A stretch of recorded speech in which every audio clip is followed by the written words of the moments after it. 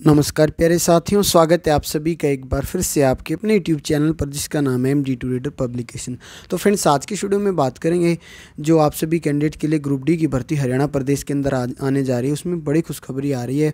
जो आयोग के चेयरमैन भोपाल सिंह खत्री जी, उनका बयान आया आज न्यूज़पेपर में। अब बहुत सारे पद ग्रुप डी के अंदर ऐसे भी हैं जिनमें बिना एग्ज़ाम ही आपका सिलेक्शन होगा। सिर्फ और सिर्फ आपको जो है प्रैक्टिकल नॉलेज वहाँ का होना चाहिए, उस फील्ड का ज्ञान आपको होना चाहिए। जैसे मोची है, माली है या हेयर ड्रेसर है, इस प्रकार का आपको स्किल का नॉलेज होना चाहिए। रिटन एग्जाम से आपको छूट दी जाएगी। ऐसी कितनी वैकेंसीज हैं, क्या पूरा सिलेक्शन प्रोसेस रहेगा, डिटेल से बात करेंगे। साथ ही साथ ग्रुप सी का जो आपका रिजल्ट है उसको लेकर भी अपडेट आ रही है। इंटरेस्टेड है वीडियो को देख सकते हैं। जो साथ ही पहली बार चैनल पर आए, चैनल को सब्सक्राइब भी कर सकते हैं।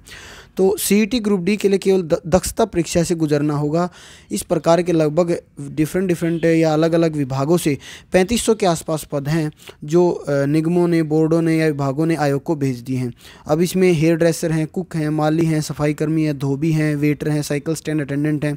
इन पदों के लिए अब आपका रिटन एग्जाम नहीं होगा। सिर्फ और सिर्फ आपको इसमें अपनी स्किल का जो है एक तरीके से टेस्ट देना होगा। जैसे आप अगर हेयर ड्रेसर हैं तो आपसे वो स्किल का करवा के देखें कि भी आपको हेयर ड्रेसिंग आती नहीं आती है। कुक है, जैसे खाना बनाना आना चाहिए। माली है, वो जो पेड़ पौधों की कटिंग अच्छे तरीके से आनी चाहिए। एक बार देख लेते हैं। हरियाणा में ग्रुप डी के 22,000 पद भरे जाने। इसमें दर्जन भर श्रेणियों के अभ्यर्थियों को लिखित परीक्षा से छूट दी जाएगी। हालांकि इन सभी को संबंधित क्षेत्र में अपनी दक्षता साबित करनी होगी। इसके लिए उन्हें दक्षता परीक्षा पास करनी होगी। कर्मचारी चयन आयोग ने सभी श्रेणियों के पदों को के जो नियम है और योग्यता के मूल्यांकन के बाद पाया कि करीब 3500 पद ऐसे जिनकी शैक्षणिक योग्यता 10वीं क्लास से या 10वीं कक्षा से कम है, केवल उनका तकनीकी काम होता है, तो उनको तकनीकी ज्ञान होना चाहिए। इसमें हेयर ड्रेसर, कुक, माली, सफाई कर्मी, धोबी, अर्दली, वेटर, साइकिल स्टैंड अटेंडेंट समेत अन्य श्रेणियाँ शामिल।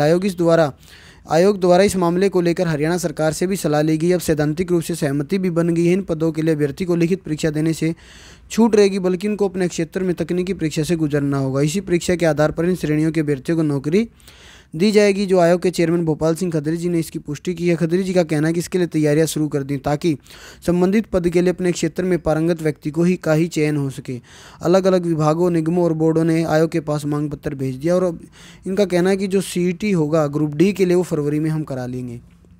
और प्रदेश सरकार ने इसलिए लिया है फैसला। हरियाणा सरकार द्वारा पिछले दिनों फैसला लिया गया कि ग्रुप सी के लिए कक्षा 12वीं और डी के लिए कक्षा 10वीं पास होना जरूर। लेकिन पहले से ही विभागों, निगमों और बोर्डों ने ग्रुप डी के कर्मचारियों के लिए अलग अलग शैक्षणिक योग्यता तय कर रखी है। उदाहरण के तौर पर कुक पद के लिए शर्त है कि उसे अच्छा खाना बनाना आना चाहिए और पढ़ा लिखा होना चाहिए।